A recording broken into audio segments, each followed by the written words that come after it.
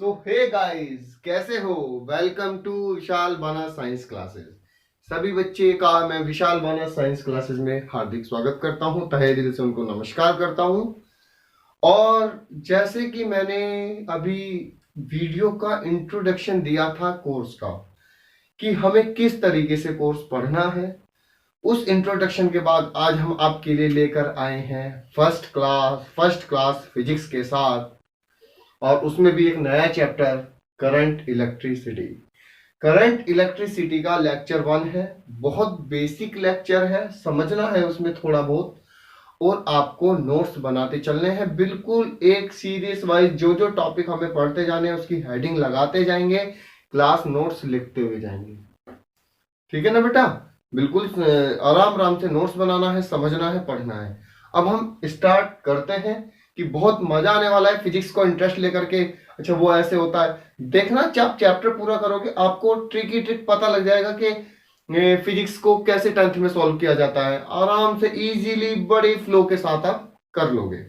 ठीक है ना? और प्रैक्टिस हमारी और आपकी साथ साथ चलती रहेगी। Practice make a perfect man. Thank चले, लेट्स नाउ स्टार्ट। तो हम आज लेक्चर 1 में स्टार्ट करने वाले हैं करंट इलेक्ट्रिसिटी। तो करंट इलेक्ट्रिसिटी का सबसे पहले मैं लिखता हूं बेटा इंट्रोडक्शन। इस चैप्टर के अंदर हम क्या क्या पढ़ने वाले हैं, इंट्रोडक्शन। तो इस चैप्टर के इंट्रोडक्शन में सबसे पहले मैं आपको इलेक्ट्रिक करंट से पहले मैं पढ़ाने वाला हूं बेटा इलेक्ट्रिक चार्ज। यहां पे जो पढ़ने वाले हैं वो पढ़ने वाले हैं इलेक्ट्रिक चार्ज। सबसे पहले हम इलेक्ट्रिक चार्ज के बारे में पढ़ेंगे, जो आज की क्लास में इलेक्ट्रिक चार्ज हो गया इंट्रोडक्शन में। इलेक्ट्रिक चार्ज और चार्ज से रिलेटेड टर्म्स कुछ पढ़ेंगे। फिर उसके बाद हम इसमें करंट पढ़ने वाले हैं, इलेक्ट्रिक करंट। करंट के बाद हम उसके करंट के बाद हम जो पढ़ने वाले हैं वो पढ़ने वाले पीडी बोले तो पोटेंशियल डिफरेंस। फिर उसके बाद हम पढ़ने वाले हैं conductors and insulators. Conductors and insulators के बारे में पढ़ने वाले हैं। ठीक है? उसके बाद इलेक्ट्रिक चार्ज पढ़ा, करंट पढ़ा, पीडी पढ़ा, कंडक्टर्स एंड इंसुलेटर्स पढ़े। उसके बाद आपने रेजिस्टेंस पढ़ा। रेजिस्टेंस पढ़ोगे, रेजिस्टेंस के बाद आप क्या पढ़ोगे? रजिस्टिविटी पढ़ोगे। रेजिस्टेंस पढ़ोगे, रजिस्टिविटी पढ़ोगे। ठीक है? उसके बाद आप पढ़ने वाले ओम्स लॉ, यानी कि ओम्स लॉ। ओम्स लॉ पढ़ने वाले हैं, साथ में उसका वेरिफिकेशन भी देखने वाले हैं। ठीक है? उसके बाद आते हैं कॉम्बिनेशन के कितने कॉम्बिनेशन। तो इलेक्ट्रिसिटी फर्स्ट में तो हम इतना करने वाले हैं, क्योंकि ये जो है इसका सेकंड पार्ट है वो है heating effect of electric current. पहले तो इलेक्ट्रिसिटी बना ले, फिर उसका इलेक्ट्रिकल एप्लीकेशन से कैसे हीटिंग इफेक्ट शो करती है उसके बारे में हम इलेक्ट्रिसिटी सेकंड करके पढ़ेंगे। तो पहले में electric charge, current, potential difference, conductor and insulator, resistance, resistivity, Ohm's law and combinations के बारे में देखेंगे। ये तो बस एक इंट्रोडक्शन बताया कि इसके अंदर आप क्या करने वाले हैं। बाकी तो जब हम डिटेल से स्टार्ट करेंगे तो आपको बहुत खूबी आपको समझ में आएगा, है ना प्यारे बच्चों? देखो, अब स्टार्ट करते हैं सबसे पहले इंट्रोडक्शन के साथ। सबसे पहले इलेक्ट्रिक चार्ज कि इलेक्ट्रिक चार्ज क्या होता है। That's like electric charge. सबसे पहले हमें क्योंकि इलेक्ट्रिसिटी पढ़नी है तो इलेक्ट्रिसिटी के अंदर टॉपिक जो आता है वो इलेक्ट्रिक चार्ज आता है कि इलेक्ट्रिक चार्ज होता क्या है। देखो, मैं बताऊं, हमारे अराउंड आसपास देखें तो बहुत सारे मैटर्स हैं, है ना? कुछ मैटर्स अलग, और वो सभी के सभी मैटर्स अलग अलग तरीके से बिहेव करते हैं, है ना? कुछ मैटर्स हमारे लिविंग बीइंग से, जो हम लिविंग ऑर्गेनिजम्स हैं, उनसे रिलेटेड होते हैं। कुछ मैटर हमसे रिलेटेड नहीं होते हैं। ठीक है? तो जो बेटा हमसे रिलेटेड है, हमें जिन जिन चीजों की जरूरत है, कोई भी चीज, अदरवाइज खाने की चीज हो, बैठने की चीज हो, कैसी भी चीज हो, सब कुछ कैसा भी हो, फर्दर वो एक फंडामेंटल पार्टिकल से बना हुआ होता है। इससे बेटा फंडामेंटल पार्टिकल से बना हुआ होता है। यानी कि कोई भी, अब फंडामेंटल पार्टिकल, मैंने एक वर्ड यूज करा बेटा इसके अंदर, फंडामेंटल पार्टिकल, कि सर ये फंडामेंटल पार्टिकल होता क्या है? फंडामेंटल पार्टिकल होता है बेटा इलेक्ट्रॉन्स। फंडामेंटल पार्टिकल जो होते हैं वो फंडामेंटल पार्टिकल्स हमारे इलेक्ट्रॉन्स होते हैं।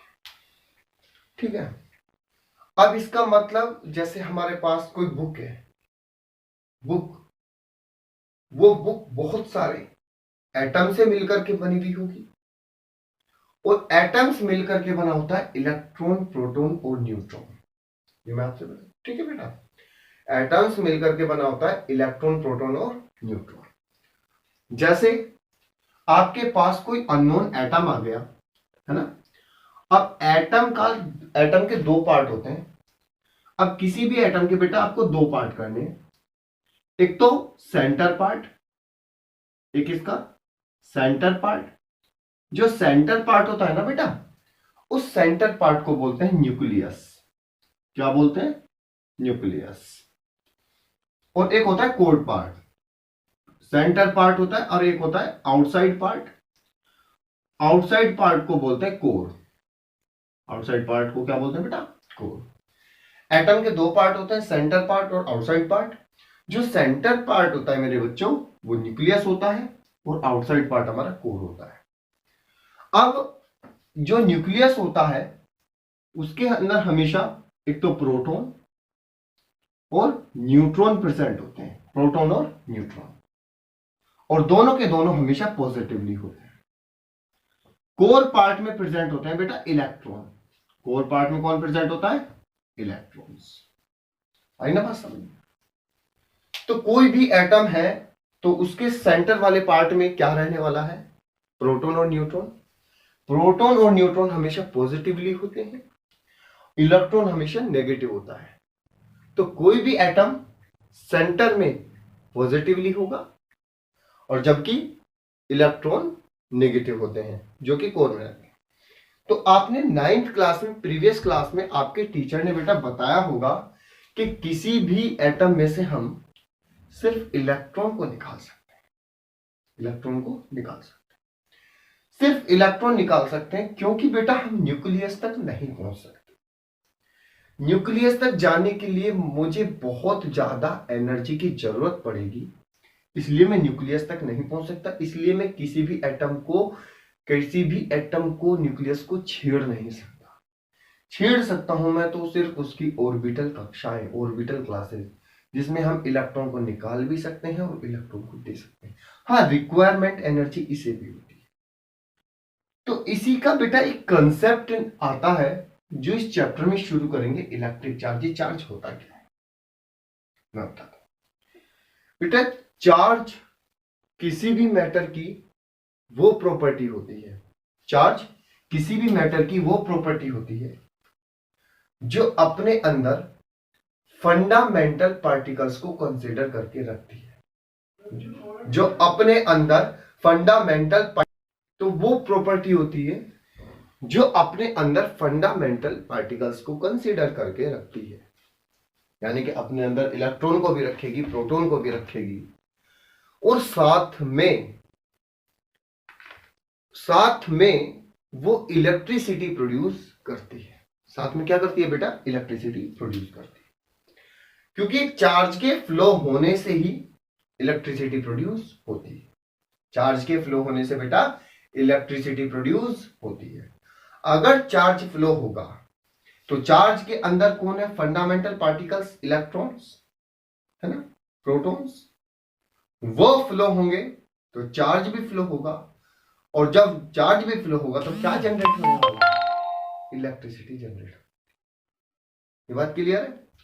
तो इसका मतलब अब मैं यहां पे बात करने वाला हूं सबसे पहले कि व्हाट इज चार्ज, कि इलेक्ट्रिक चार्ज क्या है। तो इलेक्ट्रिक चार्ज की यहां से हम डेफिनेशन लिखते हैं, इट इज द फंडामेंटल। तो सबसे पहले charge, it is the fundamental,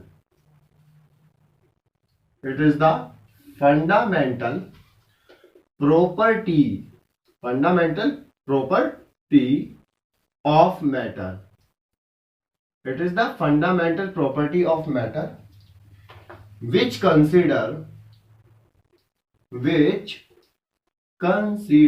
बेटा अगर राइटिंग आपको ना समझ में आ रही हो मेरे बच्चों तो कमेंट बॉक्स में बताना। जो भी कोई एक एक वर्ड नहीं समझ में आ रहा, आपको 10th को बहुत अच्छी तैयारी करनी है। Which considered electron proton, it is a fundamental property of matter which considered electron proton and produced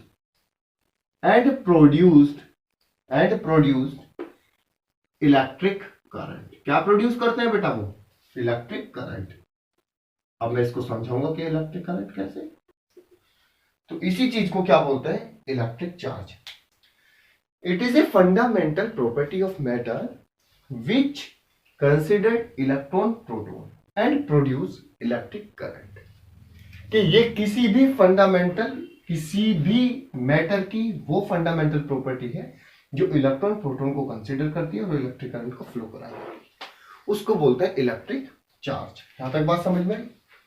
अब इसको डिनोट करते हैं सबसे पहले कि ये डिनोट किससे की जाती है। तो सबसे पहले it is denoted bye Q.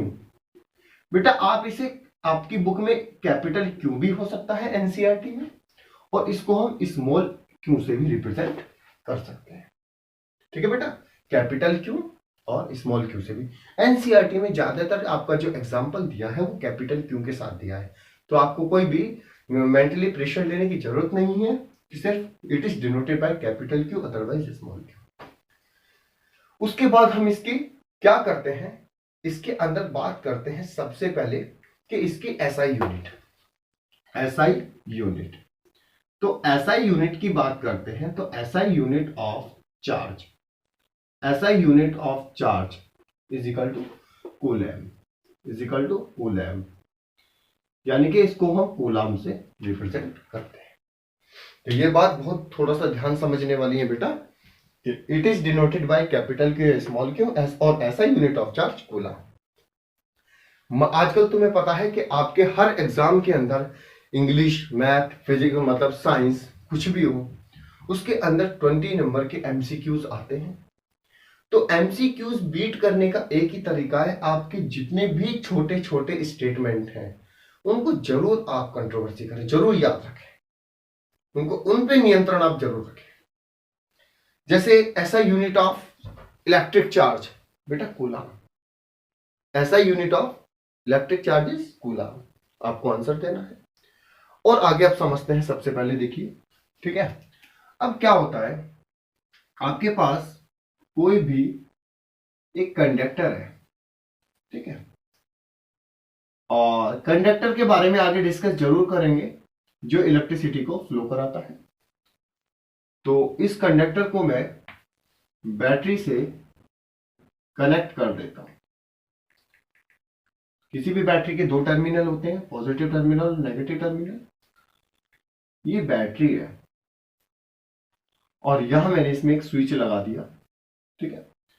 तो करंट की हमेशा जो डायरेक्शन होती है बेटा वो पॉजिटिव टर्मिनल से जाती है और नेगेटिव टर्मिनल।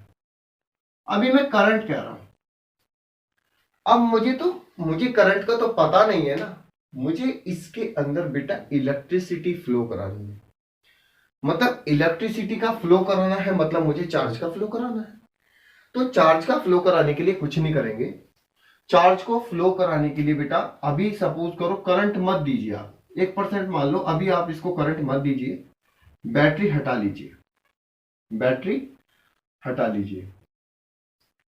ठीक है, बैटरी हटा ली। अब ये सिंपल कंडक्टर है, अब यहां पे इसके अंदर फ्री इलेक्ट्रॉन्स है। क्या कौन से इलेक्ट्रॉन है बेटा? फ्री इलेक्ट्रॉन्स इसके अंदर है। अब आप मुझसे पूछोगे कि आपने बोला कि इलेक्ट्रिसिटी फ्लो कराने में चार्ज मैटर करता है और इसके अंदर तो इलेक्ट्रॉन है, तब कैसे होंगे? और मैंने बताया कि बेटे चार्ज जो कंसीडर करता है वो इलेक्ट्रॉन प्रोटॉन को करता है। तो अब मेरे पास कोई बैटरी नहीं है, तो मैं उससे कोई इलेक्ट्रिकल एनर्जी तो नहीं दे सकता ना। जब किसी चीज को इलेक्ट्रिकल एनर्जी कब दोगे? जब उसे बैटरी से कनेक्ट करोगे। अब मैं इसे बैटरी से अभी कनेक्ट नहीं कर रहा, मैं अभी इस कंडक्टर का टेम्परेचर बढ़ा रहा हूं, ठीक है ना। ये मेरे पास कंसेप्ट समझना बेटा, अगर आज का आपका कंसेप्ट क्लियर है तो आपके क्वेश्चन हमेशा क्लियर है। ये कंडक्टर है और कंडक्टर का मैं टेम्परेचर बढ़ा रहा हूं। तो जैसे ही बेटा मैं टेम्परेचर को 0 degree, 1 degree, 2 degree, 3 degree, 4 degree करते करते 50 डिग्री के आसपास आ गया है ना बच्चों, तो इसके अंदर जो इलेक्ट्रॉन एक जगह बैठे हुए, सपोज करो इस कमरे में आप आग लगा दो चारों तरफ से, और या आप जिस रूम में बैठे हो यहां पे देखो चारों तरफ, इस रूम में आग लगा दीजिए, मैं इस रूम के अंदर बंद हूं, तो क्या होगा चारों तरफ से, कुछ टाइम बाद मुझे हीट फील होगी ना, मैं इधर से उधर भागने की कोशिश करूंगा, पानी मांगने की कोशिश करूंगा, कहीं से ऐसा मौका लगेगा यार दरवाजा खुले और मैं बाहर भागूं। ऐसे ही कंडक्टर के अंदर इलेक्ट्रॉन्स है, तो जैसे ही मैं उनका टेम्परेचर बढ़ाऊंगा तो वो रैंडमली मोशन करने लगेंगे, वो रैंडमली मोशन करने लगेंगे। कोई इलेक्ट्रॉन इधर जा रहा है, कोई इलेक्ट्रॉन इधर जा रहा है, कोई इलेक्ट्रॉन इधर जा रहा है, कोई इलेक्ट्रॉन डाउनवर्ड में जा रहा है, मतलब एक तिरछी मिर्ची एड़ी मेड़ी गति करेंगे। इधर कोई इधर जा रहा है, कोई इधर जा रहा है, कोई इधर जा रहा है, कोई सामने, है ना। तो उसके लिए क्या करना होगा, तो जैसे ही इन्होंने मोशन स्टार्ट कर दिया, क्या स्टार्ट कर दिया बेटा, मोशन, तो मोशन के स्टार्ट होते ही, मोशन स्टार्ट हो गया, मोशन के स्टार्ट होते ही इनके अंदर काइनेटिक एनर्जी आ जाएगी। मोशन के स्टार्ट होते ही इनके अंदर कौन सी एनर्जी आ जाएगी, काइनेटिक एनर्जी। अब तक क्या थी, पोटेंशियल एनर्जी। जब रेस्टिंग फेज में जो एनर्जी होती है वो पोटेंशियल एनर्जी होती है, और मोशन के टाइम पे जो एनर्जी होती है वो काइनेटिक एनर्जी होती है। तो जब काइनेटिक एनर्जी कर रहे होंगे तो काइनेटिक एनर्जी करते टाइम मैं तुरंत तुरंत क्या करूंगा बेटा, इसको एक बैटरी से कनेक्ट कर दूंगा, बैटरी से कनेक्ट करूंगा, और बैटरी से कनेक्ट होने के बाद, बैटरी से जैसे ही मैंने यहां से इसके अंदर एनर्जी सप्लाई करी, तो ये इलेक्ट्रॉन हमेशा पॉजिटिव टर्मिनल को छोड़ करके, कि किसी, अब दोनों तरफ इलेक्ट्रॉन थे तो क्या लगेंगे, एक नेगेटिव प्लेट की तरफ अट्रैक्ट होने की कोशिश करेंगे, है ना, दूर अट्रैक्ट होने की कोशिश करेंगे, यानी कि ये यहां से भागने की कोशिश करेंगे, तो यहां जाकर के इस पे आ जाता है पॉजिटिव चार्ज और इस पर आ जाता है नेगेटिव चार्ज। इसलिए डायरेक्शन भी क्या होती है बेटा, पॉजिटिव टू नेगेटिव। इसलिए इलेक्ट्रिक करंट की यहां पे जो डायरेक्शन भी होती है ना, वो क्या होती है, बैटरी के positive terminal to negative terminal, यानी कि positive plate to negative plate.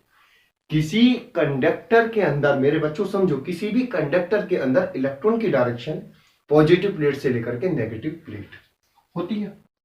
तो कंसेप्ट समझ में आ रहा होगा, direction of electron in conductor, direction of electron in conductor, positive plate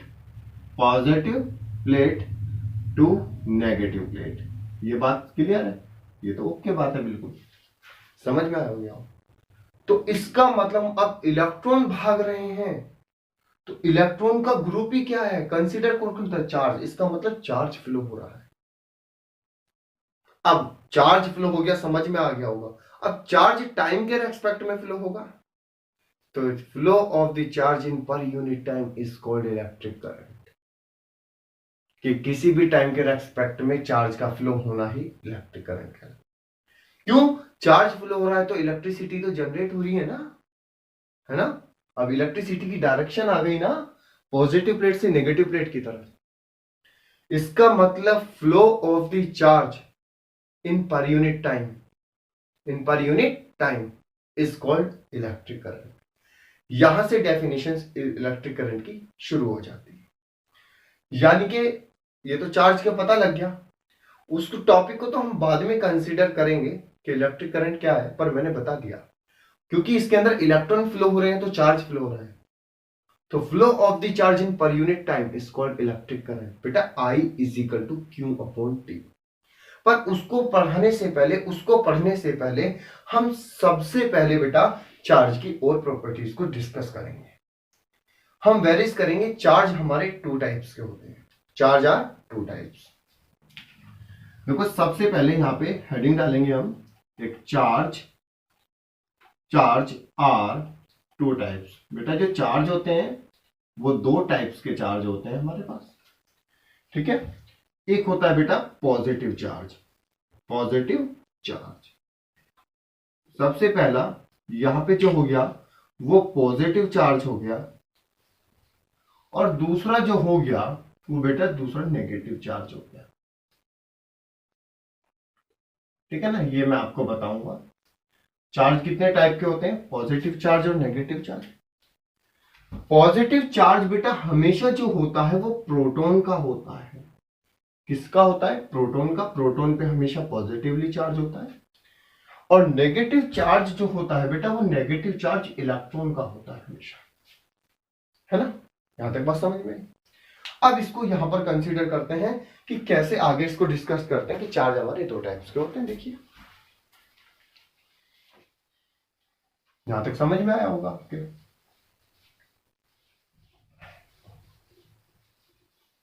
देखिए मैंने सबसे पहले आपको बताया कि पॉजिटिव चार्ज जो हो गया वो प्रोटॉन के अंदर होता है।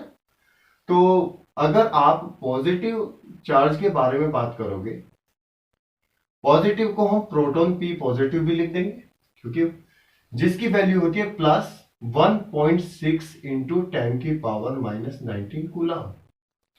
अगर आप नेगेटिव चार्ज की बात करोगे बेटा, तो नेगेटिवली चार्ज जो होने वाला है वो नेगेटिवली चार्ज 1 इलेक्ट्रॉन का चार्ज हमेशा माइनस 1.6 इंटू 10 की पावर माइनस 19 कूलम। ऐसा यूनिट कूलम होती है, मैं बता चुका था। तो उसके बाद भी अगर मैं बात करूं, अगर आप फंडामेंटल चार्ज की बात करोगे, फंडामेंटल, कहीं भी आपके एग्जाम में फंडामेंटल चार्ज, बेटा फंडामेंटल चार्ज का मतलब होता है चार्ज ऑफ ईच इलेक्ट्रॉन या each proton. Charge of each electron या ईच प्रोटॉन। क्या बच्चों समझ में आ रही है बात, कि सिर्फ एक इलेक्ट्रॉन, क्या एक से कोई छोटी वैल्यू होती है जीरो? अरे जीरो को कंसीडर नहीं करेंगे, जीरो का तो मामला ही जीरो है। सिर्फ इसमें जो कंसीडर करना है वो कंसीडर करना है मिनिमम वैल्यू 1। तो फंडामेंटल चार्ज होता है बेटा सिंगल इलेक्ट्रॉन चार्ज। या तो वो सिंगल इलेक्ट्रॉन भी हो सकता है, वो सिंगल प्रोटॉन भी हो सकता है। तो जिसमें जो वैल्यू होगी वो होगी, ध्यान से समझना, इस तरह से 1.6 इंटू 10 की पावर माइनस 19 कूलम, ठीक है ना। अब मुझे जब भी हमेशा फंडामेंटल चार्ज की बात करूंगा तो फंडामेंटल चार्ज में आपको यह आंसर देना है बेटा, अगर आपसे प्रोटॉन का फंडामेंटल चार्ज पूछा है तो प्लस 1.6 इंटू 10 की पावर माइनस 19 कूलम। अगर इलेक्ट्रॉन का चार्ज पूछा है तो माइनस 1.6 इंटू 10 की पावर माइनस 19 कूलम। अगर खाली ये पूछ लिया कि फंडामेंटल चार्ज, तो फंडामेंटल चार्ज के अंदर बेटा प्लीज इस दोनों को पूरा प्लस माइनस लगा के ही आपको आंसर देना है। वो प्लस माइनस से ही समझ जाएगा कि आपके अंदर कितनी नॉलेज है, आप कितनी नॉलेज वेरी करते हैं। आई बात समझ, क्योंकि यहां टीचर भी गलती कर जाते हैं कि हम नेगेटिव कब लें और पॉजिटिव कब लें। होता सेम ही चार्ज है दोनों पे, पर नेचर में दोनों अलग अलग होते हैं। प्रोटॉन पॉजिटिव होते हैं और इलेक्ट्रॉन नेगेटिव होते हैं।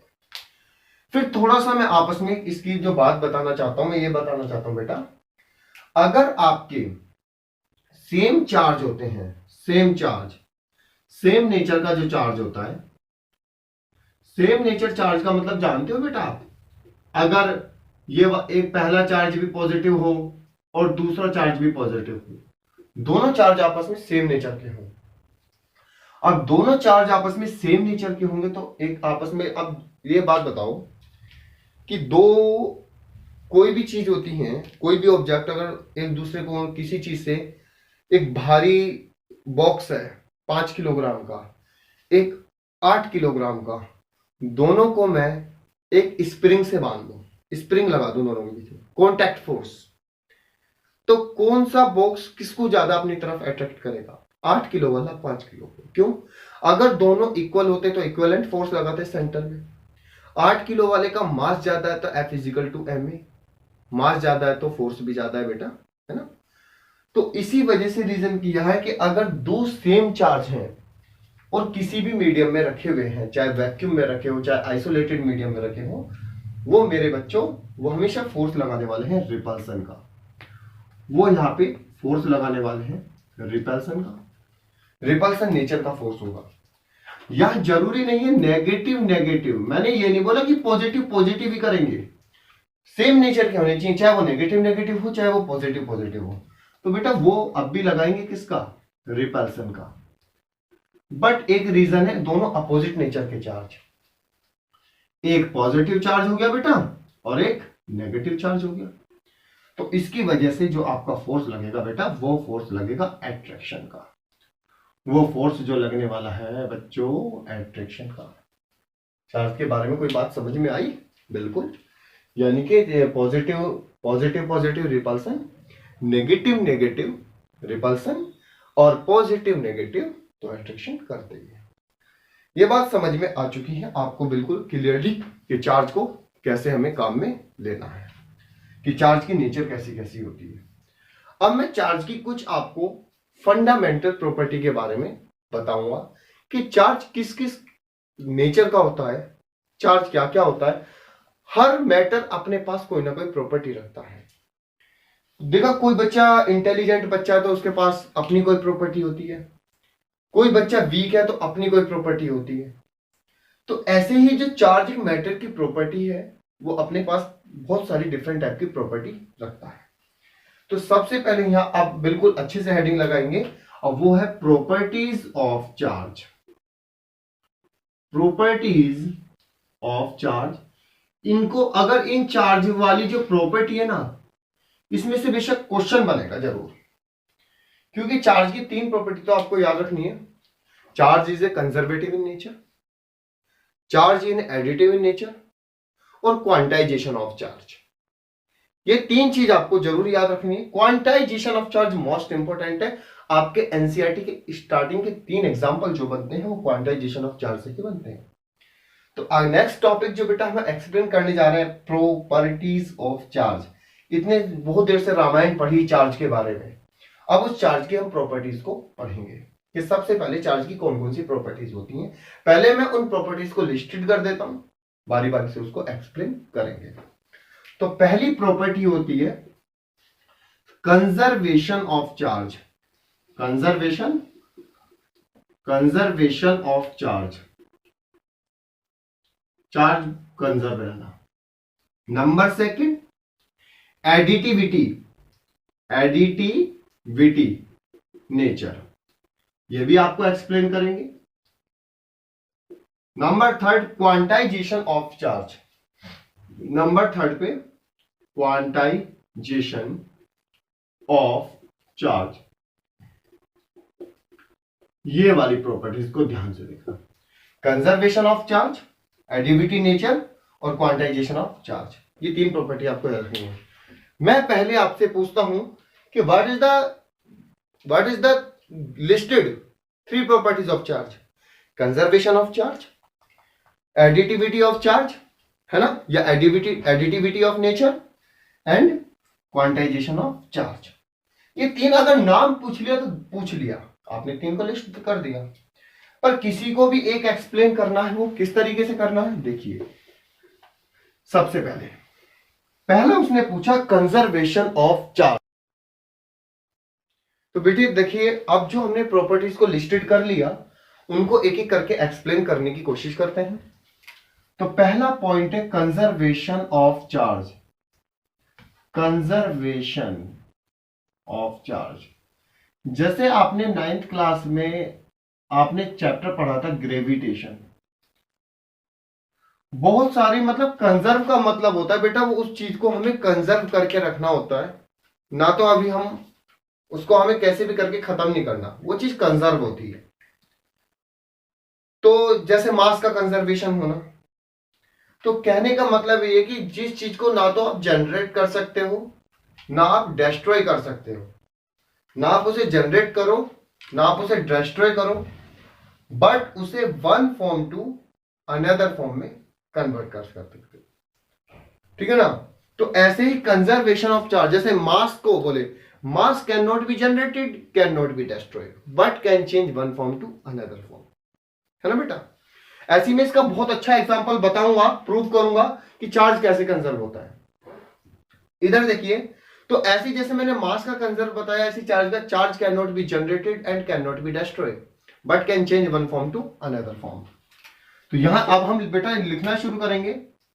देखो सबसे पहले charge can not be, charge can not be generated and can not be destroyed, cannot be destroyed. Charge cannot be generated and cannot be destroyed, but can change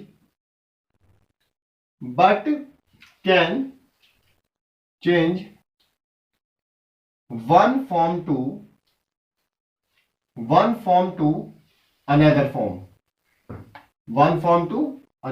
मतलब उसे एक फॉर्म से दूसरे फॉर्म में चेंज कर सकते हैं कि charge can not be generated and can not be destroyed but can change one form to another form. इस law are called conservation of charge. ऐसे लॉ को ही क्या बोलते हैं? Conservation of charge. एक बहुत एग्जांपल से समझना कि कैसे। आपने सुना है कि हमारे पास रेडियो एक्टिव एलिमेंट होते हैं।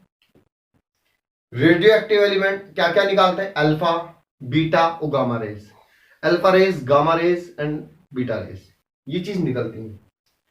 तो ऐसे हमारे पास एक बहुत सुंदर सा एलिमेंट है 92 यूरेनियम 238। ये एक रेडियो एक्टिव एलिमेंट है, रेडियो एक्टिव एलिमेंट।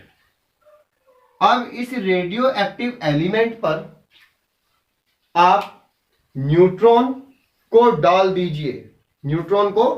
दीजिए, तो जैसे ही आपने इसके अंदर न्यूट्रॉन को डाल दिया, न्यूट्रॉन की बमबारी कराई, न्यूट्रॉन की 238 जिसपे मैंने बहुत सारे भर भर के न्यूट्रॉन दिए। जैसे ही मैंने इस पे न्यूट्रॉन डाले तो इसका क्या स्टार्ट हो गया? न्यूक्लियर फ्यूजन या फिजन, इसका हो गया फिजन स्टार्ट। ये टूटना स्टार्ट हो गया। टूटना स्टार्ट होगा तो किस किस में स्टार्ट हो? अगर टूटना हो गया तो सबसे पहले बनता है भाई 56 बैरियम 128 या 128 के आसपास, प्लस 36 क्रिप्टॉन 92। ठीक है ना? इस तरीके से, ठीक है ना? 92। तो यहां देखिए सबसे पहले कि 92 यूरेनियम 238, इस पे बहुत सारे न्यूट्रॉन डाले। तो न्यूट्रॉन क्या करता है? न्यूट्रॉन उस रेडियो एक्टिव एलिमेंट को ब्रेक डाउन कर देता है, और ब्रेक डाउन होते ही वो ब्रेक डाउन हो जाता है 56 बैरियम 126 प्लस 36 क्रिप्टॉन 92। अब आपको पता है, ये भी अगर कोई लास्ट ईयर आपने 9th क्लास में ये चैप्टर जरूर पढ़ा होगा कि अगर कोई भी न्यूट्रल एटम है तो उसका जो एटॉमिक नंबर है वो नंबर ऑफ इलेक्ट्रॉन के इक्वल है। बिल्कुल। तो देखिए सबसे पहले यहां पे इसका एटॉमिक नंबर कितना है? 92 इलेक्ट्रॉन। यानी कि अगर मैं अपने हाथ को ऐसे लेकर के खड़ा हो जाऊं तो मुझे ये कौन सा हैंड है मेरा? Left hand side. तो LHS लेफ्ट हैंड साइड के अंदर बेटा कितने इलेक्ट्रॉन है? 92 इलेक्ट्रॉन्स। अब हमें RHS की तरफ पहुंचाऊं राइट हैंड साइड, तो राइट हैंड साइड के अंदर यहां पे 56 इलेक्ट्रॉन और यहां पे 36 इलेक्ट्रॉन। तो 56 इलेक्ट्रॉन प्लस 36 इलेक्ट्रॉन, टोटल बेटा ऐड करना कितना हो गया? 92 इलेक्ट्रॉन्स। तो दोनों तरफ के इलेक्ट्रॉन जो है वो दोनों तरफ के इलेक्ट्रॉन इक्वल है। तो ये भी हमारा 92 इलेक्ट्रॉन इक्वल है और यहां भी हमारा 92 इलेक्ट्रॉन इक्वल है। ठीक है? इसका मतलब दोनों तरफ के इलेक्ट्रॉन इक्वल है तो दोनों तरफ के प्रोटॉन भी इक्वल होंगे, और जब दोनों तरफ के प्रोटॉन इक्वल होंगे यानी कि न्यूक्लियस के अंदर चार्ज भी इक्वल होगा। तो ना तो चार्ज पहले जनरेट हुआ ना डी जनरेट हुआ, बस मैंने उसे एक फॉर्म से दूसरे फॉर्म में चेंज कर दिया। कहां वो यूरेनियम था, कहां बेरियम और क्रिप्टॉन बन चुका है। आई बात समझ में? तो बेटा आज के लिए सिर्फ हम इतना करेंगे। नेक्स्ट क्लास में स्टार्ट करने वाले हैं additivity of nature of charge. Charge कैसे ऐड होता है, बस इतना जरूर याद रखना कि charge can not be generated, can not be destroyed, but can change one form to another form. आपने देखा, पूरा एग्जांपल समझ में आया होगा। और इसके आप नोट्स बनाइए, लिखते जाइए, और जिसको भी जो भी डाउट है वो उसका क्वेश्चन आप मुझे कमेंट बॉक्स में जरूर लिख के दीजिएगा। आई होप यू आपको ये क्लास बहुत अच्छे से समझ में आई होगी। ठीक है बेटा, इस पूरे जितना भी आज के लेक्चर में, आज की क्लास में पढ़ाया गया है, आपको जरूर पढ़ना है। और इससे अगले टॉपिक एडिटिविटी ऑफ नेचर में हम अगली क्लास में मिलते हैं। ठीक है, थैंक यू बेटा, गुड बाय।